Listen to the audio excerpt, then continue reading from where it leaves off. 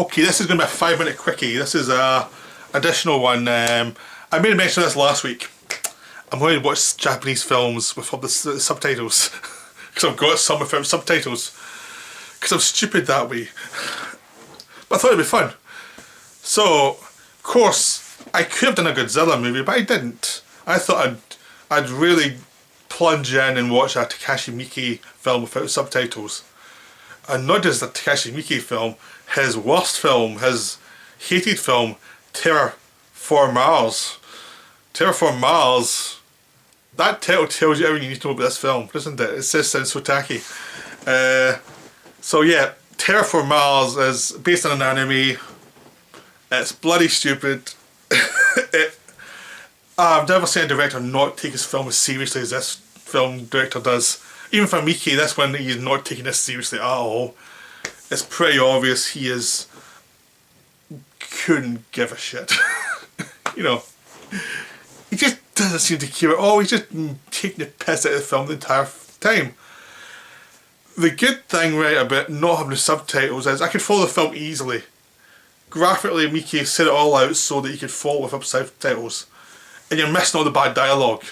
So you're just seeing people yap to each other and you can follow roughly what they're about without a problem, because Miike's got them acting, so overacting you can work it out, like roughly what they're saying to each other.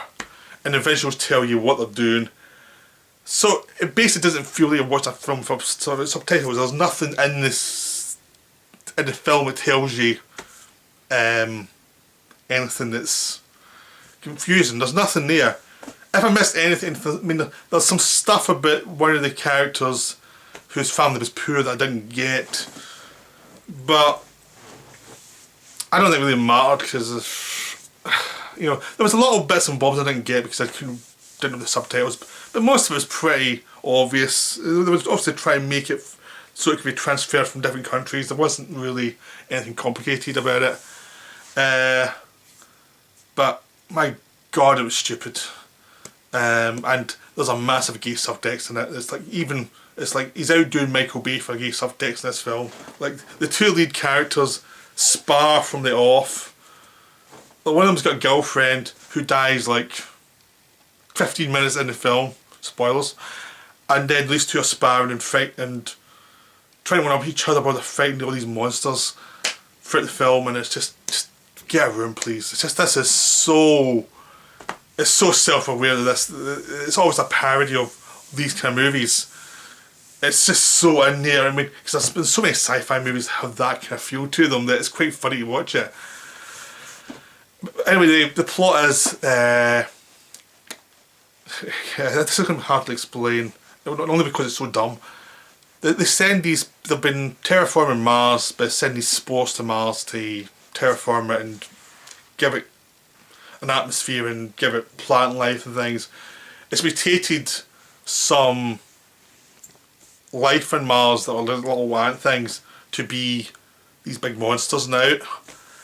And the mutation they've got hold of, so they can actually put mutation into a human being and they'll mutate into kind of monsters as well who can fight these creatures on Mars. So they send these criminals who were set in jail to Mars on a spaceship to fight the monsters.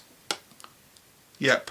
So you're told either go to Mars and fight these and help terraform. Don't tell them the monsters until they get there, or you go to jail. So they go to Mars, and then it becomes a sort of Ten Little Indians thing where you're watching each one get killed off one by one. So a bunch get killed off early. Then they learn about they put the thing in the neck and they turn into these monsters to fight these other monsters. And the monsters they're fighting are always goofy looking. They're these monsters with these childlike faces. So it feels like they're punching these psychopaths who look cute, which I think is pretty funny. I mean, that's the same Miike's not taking this seriously. And that's the plot, and eventually they kill them all. And the mutation of humans get more and more absurd throughout the movie. And end up the dead girlfriend comes back to life as an angel. No, I'm not kidding. And she helps destroy most of the monsters so her ex-boyfriend can bury his lover, or his gay lover, or that's implied, and get her back off the planet, back to Earth for revenge. And the villain, another villain, the human villain in it, is talking from Earth and he's wearing pyjamas most of the film, or what looks like pyjamas. This film's so stupid. I don't know what to say about it, but it's so much fun because it's so stupid. It's almost like Miike is daring you to keep watching. It's like, okay, I've gone this absurd now. If I go this absurd, will you keep watching? Yep. It's almost like daring you to turn it off. The plot is basically moronic from the start. You're 20 minutes in, you're thinking, this is really dumb. How did they justify, even for based on an anime, which have over the top plots, when you put them to live action, some things don't work. And this didn't even try and build up to the crazy science in a subtle way so you'd feel like, okay, I'll suspend my disbelief a little bit here. No, it goes full crazy, internet, crazy shit. And you just have to deal with it. And that's it. And it doesn't work in live action at all. It just doesn't. It's just stupid. This is wonderful because Miike seems to know it's stupid and he's just enjoying himself and just setting this whole thing up. He doesn't expect you to take it seriously. But it is moronic. It's really moronic. And I loved every second of every moronic moment of it because it's so dumb. It's terrible, but it's wonderful. It's weird. Here's the thing though, because I didn't have subtitles, I was making up stuff in my head of what the plot was saying. I'm sure what I'm making up is not what they were saying. I'm sure, I have a feeling that the dialogue in this film is terrible. It's like intentionally terrible and is wooden as hell and is cliched, and that's why it's so hated. But because I didn't see that, I saw a version with no subtitles. I could just watch it and imagine whatever I wanted. So I imagine better dialogue than it's probably happening in the film.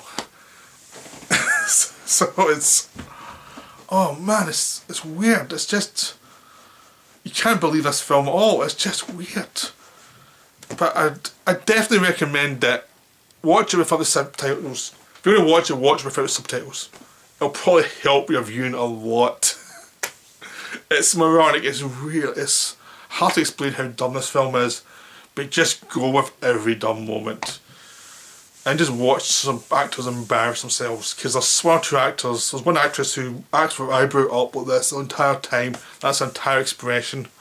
There's a perverted character who seems to be channeling Dwight Fry, but badly. Every character, the two lead characters are trying to impress each other the whole way through, are awful throughout, which makes it even funnier. Just watch them try and impress each other, it's like, you're acting terribly, just so bad, but it's so fun. It's like, I think he made this film a dare. He must have said, I can make the most absurd plot watchable. Because it makes it watchable by making it just bizarre.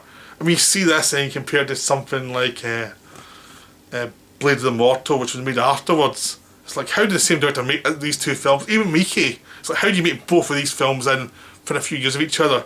Because even for Miike, who's made some weird shit in the past, this is going too far. So I hope you enjoyed that. Take it as a warning, take it as a, I don't know what, but see the film without subtitles if you dare. I'm going to do another one next week. I don't know what it is yet, but because this is fun, actually trying this is actually fun. I recommend it.